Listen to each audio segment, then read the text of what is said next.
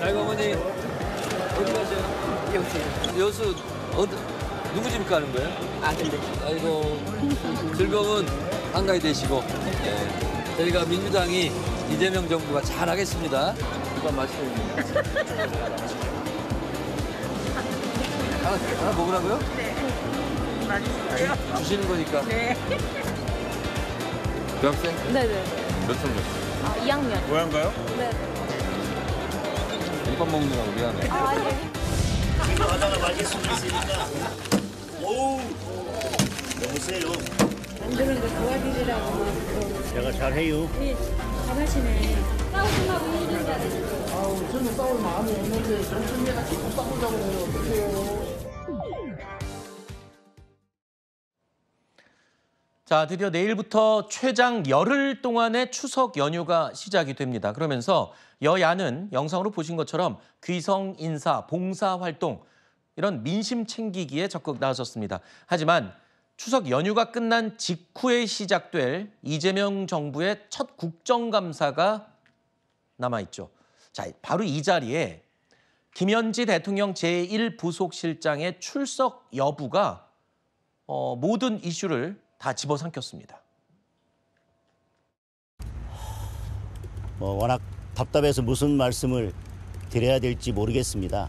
김현지 비서관을 국회에 그리고 국민 앞에 세우면 안 되는 이유가 무엇인지 오히려 되묻고 싶습니다. 결국 김현지 비서관에 대해서 제기되고 있는 그 많은 의혹들이 진실임을 저는 스스로 인정한 것이라고 생각합니다. 결국은 뭐냐면 이 정쟁 청문을 하겠다는 얘기거든요. 그걸 통해서 대통령 흔들게 하겠다. 그래서 사실 이건 약간 적절하지가 않죠. 저는 부당하다고 출석할 필요가 없다고 봐요. 자, 국민의힘에서는 계속해서 이재명 대통령의 최측근이죠. 김현지 실장의 국감 출석을 요구하고 있습니다.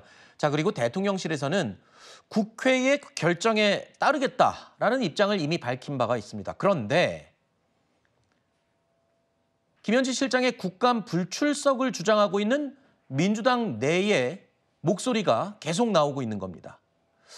자, 그러면서 또 출석해야 한다는 목소리도 있고요. 결국에는 대통령실에서는 국회 결정에 따른다고 했어요. 그런데 민주당 내에서는 왜 출석을 해라 마라를 자꾸 얘기를 하는 겁니까? 그러니까 일단은 이제 국민의힘 측에서 계속 이제 출석을 왜 못하게 하냐라고 이제 문제 제기를 하다 보니까 대응하는 과정에서 좀 공방이 오가는 것 같은데요.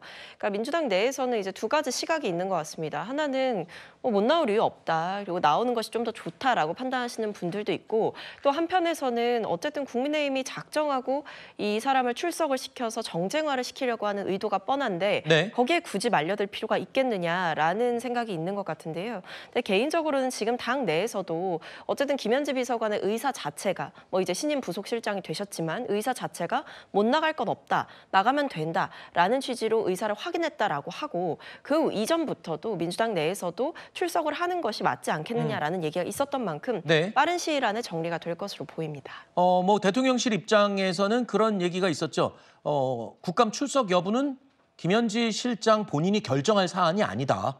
부르면 가야 되는 게 당연하다. 뭐 이런 뉘앙스로 얘기를 하기도 했었는데 글쎄요. 지금 첫 번째 이재명 정부의 국정감사인데 이 국정감사의 이슈가 김현지 실장 출석하느냐 마느냐의 이슈로 그냥 다 덮였어요. 그러니까 본인들이 스스로 너무 키워놨어요. 네. 그냥 나오면 되는 거거든요. 또 나왔던 전례가 있고 또 나와서 국민께 보고 드리는 게 그게 국정감사장이잖아요. 기관증인이기 때문에 네. 특정 현안에 대해서 만약에 야당이 요구한다 그러면 민주당의 시각도 있을 수 있죠. 왜 하필 총무비서관이냐, 그보다 상급자가 나와서 보다 소상히 설명드리겠다 이럴 수 있는데 이거는 기관증인이에요. 늘 그렇게 해왔고 그리고 상급자가 구체적인 인사와 예산에 대해서 모르는 거는 즉석에서 그 대답을 들어야 되잖아요. 네. 근데 갑자기 안 나온다 그러면서 문제가 제기되기 시작하다가 갈무리 될 듯 하다가 또 인사가 있었어요. 네. 그러니까 인사가 또 제1부속실장으로 가면서 또 이게 뭐 국감 출석 회피용 아니냐 네. 이런 오해를 사가지고 이제 걷잡을 수 없이 됐기 때문에 네. 이제는 나와도 문제가 되는 거죠. 네. 나오게 되면 질문에 대해서 또 답을 가려하게 되면 이제는 네. 그것도 조차 문제되는 시기에 도달했다 이렇게 생각합니다. 그러니까 민주당이 이 논란을 오히려 너무 키워놨다. 그렇게 말씀을 하신 건데 박원석 전 의원은요. 자신이 과거 이재명 대통령에게 김현지 실장을 소개했다라고 밝히면서 김현지 실장의 국감 출석 논란은요, 민주당이 긁어부스럼을 만든 것이다, 이렇게 평가했습니다. 김현지 실장이 처음 만나게 된 시점이 98년 겨울인 걸로 알고 있어요. 그때 이제 대학 졸업하고서 시민운동 할 공간을 찾고 있었는데, 그때 이제 이재명 대통령이 당시에 변호사로서 이제 성남 시민모임이라는 시민단체를 함께 만들고 거기서 뭐 집행위원장 같은 역할을 하고 있었던 걸로 제가 기억을 해요. 지역 시민단체들하고 연대 활동을 하는 코디네이터 역할을 제가 하고 있었어요. 그때 이제 성남에서 사람을 찾는다 그래서 이런 사람이 있다.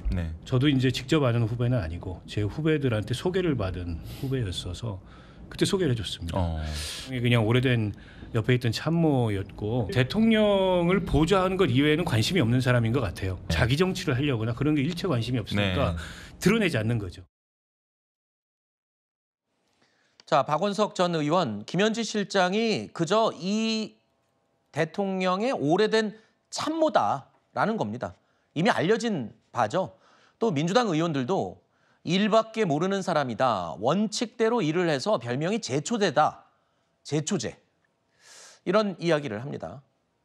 자, 국민의힘의 출석 요구는 이재명 대통령의 대통령 흔들기 의도가 다분하다. 지금 민주당은 계속 이렇게 얘기를 하는 겁니다. 그러니까 청문회를 정쟁의 장으로 만들려는 국민의힘 의도에 말려들지 않겠다, 이런 주장인 겁니다. 자, 그런데요, 반면에 국감의 민주당 원내 지도부가 기업인의 국감 출석을 최소화해달라고 했는데요, 막상 들어보니까 기업인들이 대거로 소환이 됐습니다. 국민의힘에서는 자신들이 요구한 노조 관계자 명단은 빠졌다, 뭐 이렇게 지적을 하는데 어떻게 된 겁니까, 민주당?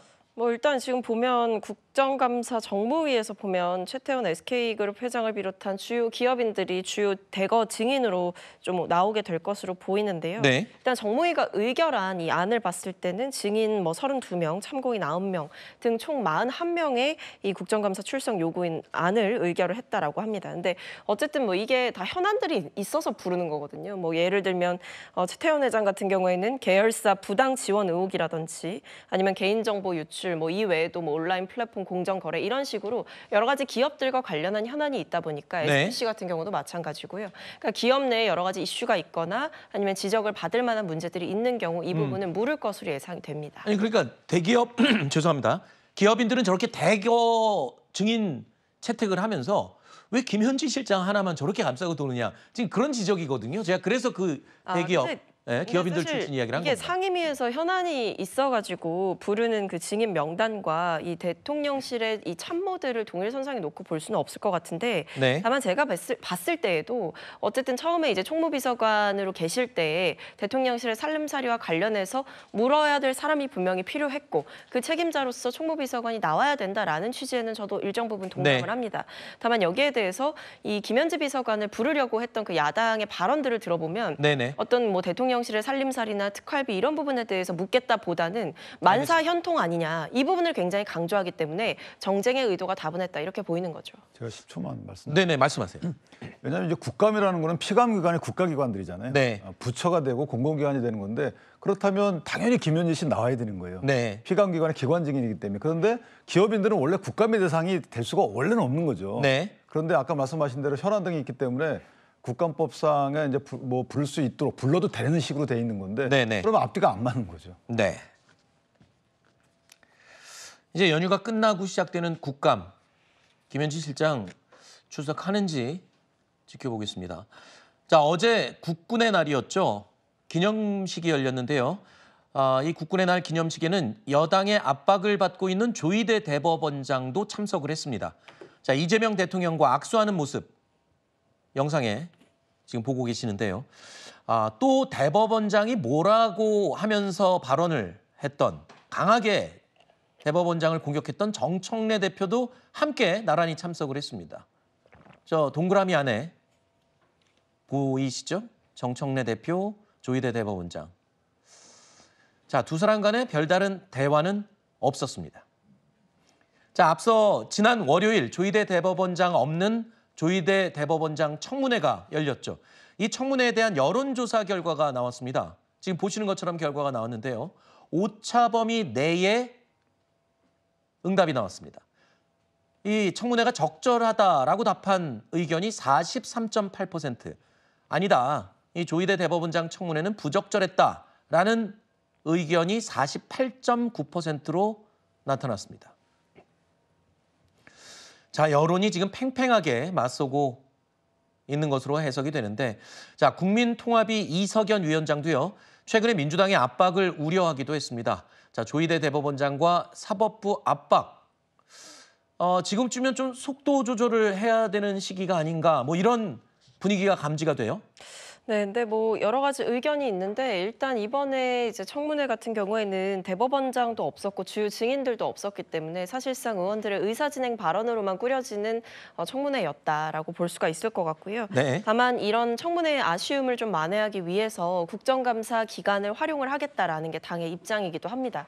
그래서 대법원에 가서 현장 감사를 할 것이다, 현장 국정감사를 할 것이다라고 하고 있고, 네. 이 국정감사 기간을 일부 연장해서 진행을 하겠다라는 취지로 밝히고 있기 때문에 이번에 청문회 과정에서 밝히지 못했던 혹은 묻지 못했던 내용들을 좀 제대로 따져 묻겠다라는 취지로 이 국정감사를 만전을 기해서 좀 대비를 하고 있다, 이렇게 생각해 주시면 되겠습니다. 네. 근데 이제 여당이 그동안에 조희대 대법원장의 그간 이재명 대통령의 공직선거법 파기환송 사건, 그 재판에 대해서 오히려 재판 자체를 문제 삼아서 조희대 대법원장을 사실상 공격을 했던 이 양상 자체가 이제 국감에서, 네. 사실은 이제 대법원에 대해서는 대법관 증언 문제, 사실 몇 가지 이슈가 있어요. 국민적 공감이 가는 이슈가 있는데 이 이슈에 관련 관리마저 실패했다는 생각이 듭니다.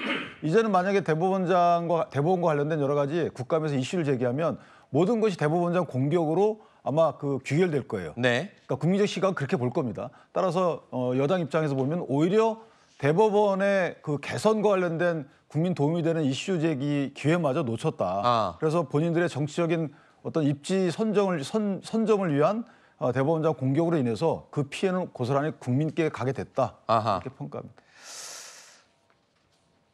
자, 이런 가운데 어제 이재명 대통령이요, 대중문화교류위원회 출범식에 참석을 했습니다.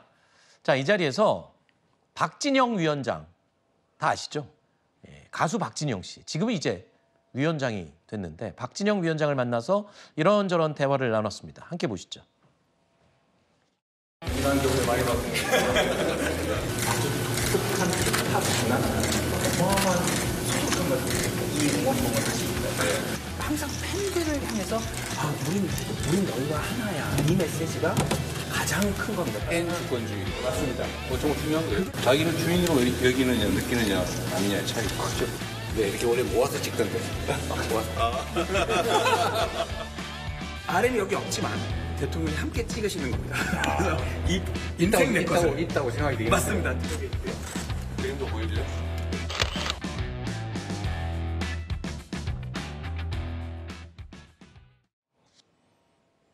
자, 보신 것처럼 요즘 젊은이들이 많이 찍는 네컷 사진이죠. 즉석 사진인데 저게 실제로 RM이 있는 게 아니고요. 이제 합성이 된 거예요. 실제로 BTS RM이 저 사진을 보고 깜짝 놀랐다면서요? 네, 맞습니다. 뭐 팬들과 소통하는 플랫폼에서 RM이 오 마이 갓 is this 합성? 이렇게 얘기를 했다는 거예요. 네. 그래서 저게 네컷 사진들을 보면 여러 프레임들이 있습니다. 그래서 실제로 뭐 캐릭터가 있어서 그 캐릭터와 같이 사진을 찍는 경우도 있고, 저렇게 RM이라든지 아니면 유명한 연예인들이 함께 있어서 네. 혹은 뭐 축구 선수가 있는 경우도 있고, 그래서 그분들과 마치 진짜 사진을 찍은 것처럼 나올 수 있게 하는 프레임을 활용해서 뭔가 좀 새로운 문화를 좀 즐기신 게 아닌가 싶습니다. 네. 알겠습니다.